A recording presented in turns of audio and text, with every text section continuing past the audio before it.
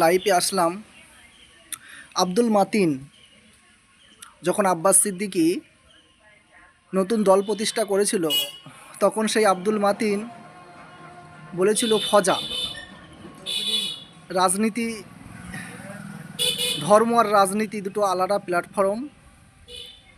আর আজ সেই মাতিন, নিমাই কোম্পানির মাতিন, আজ সোশ্যাল মিডিয়ায় দেখলাম তিনি তৃণমূল কংগ্রেসের দলীয় পতাকা হাতে নিয়েছে এবং শুনছি সম্ভাব্য হারুয়া বিধানসভায় প্রার্থী হবে। এই মাতিন কত না কটূক্তি করেছে, কত রকম দালালি করেছে, তাহলে এখন বোঝা যাচ্ছে এ তো সম্পূর্ণ ইহুদিদের দালালি করছে। এ তৃণমূল কংগ্রেসের এতদিন দালালি করে এসেছে। এই আসল ধর্মকে বিক্রি করার চেষ্টা করছে। আব্বাস সিদ্দিকী, নওশাদ সিদ্দিকী যখন নতুন দল প্রতিষ্ঠা করেছিল, এই মাতিন এবং এর ভাই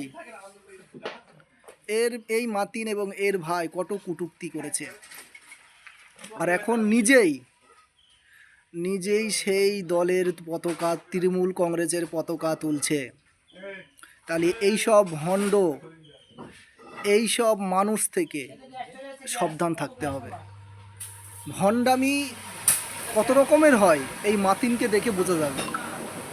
আসলে এরা কওমের জন্য নয়, এরা মুসলিমদের জন্য নয়, এরা শুধুমাত্র নিজের আখের গুছানোর জন্য, নিজের কিছু পাওয়ার জন্য। এরা ইসলাম ধর্মের উন্নয়নের জন্য না, মুসলমান কওমের জন্য নয়। এরা এক নাম্বার ভণ্ড। এরা নিজেদের জন্য রাজনীতি, এরা নিজেদের স্বার্থ চরিতার্থ করার জন্য, এরা নিজেরা যেখানে লাভ পাবে সেখানে এরা আছে। এই মতিন এ হলো এক নম্বরের ভণ্ড। এই নিমাই কোম্পানি এক নম্বরের ভণ্ড। যদি বলো তৃণমূল কংগ্রেসে যোগদান করেছে বলে ভণ্ড বলছো, না, এর বিগত সালের যে উক্তিগুলো, এর বিগত সালের যে কথাগুলোর পরিপ্রেক্ষিতে বলতে হচ্ছে। যখন নওশাদ সিদ্দিকী, আব্বাস সিদ্দিকী যখন পার্টি ঘোষণা করেছিল, তখন এই নিমাই কোম্পানির মাতিন কত কটূক্তি করেছিল। আর এখন নিজেই সেই কথাই না রাখতে পেয়ে নিজে এখন দল হচ্ছে, নিজের আঁখে গুছাচ্ছে, লালবাতি চড়ার শখ যাচ্ছে,